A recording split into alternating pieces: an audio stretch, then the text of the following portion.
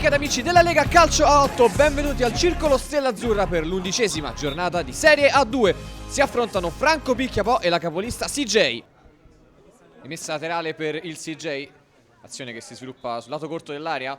Entra in area il giocatore, palla fuori per Codignoli che spara alto. Rimessa nella zona difensiva per il CJ. Lancio al limite dell'area, sale alto il pressing del Franco Picchiapò, palla dietro e c'è un tocco di mano, forse involontario. Punizione per il Franco Picchiapò da qualche metro dietro la linea di centrocampo, palla messa in mezzo, Pinelli di testa, la blocca Boni. CJ che manovra, lancio lungo, bella la sponda per Codignoli che può entrare in area, va con il destro di poco al lato.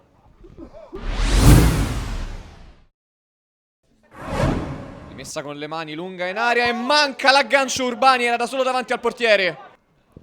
CJ che prova ad uscire dalla pressione del Franco Picchiapò, azione che si sviluppa sul lato destro del campo. Starace resiste a un contrasto, va con il destro Starace, da lontanissimo la palla a raso terra, si insacca alle spalle del portiere, è il vantaggio del CJ, ha segnato il capitano Simone Starace.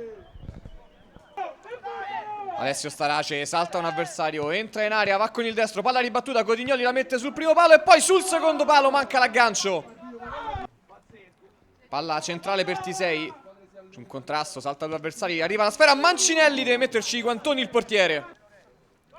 Alessio Starace, spalle alla porta, viene addirittura raddoppiato in questo momento, se ne va verso il lato corto dell'area, sta per entrare in area Starace, va con il destro, palo e gol, 2-0 del CJ grazie ai due fratelli Starace, prima Simone, ora Alessio.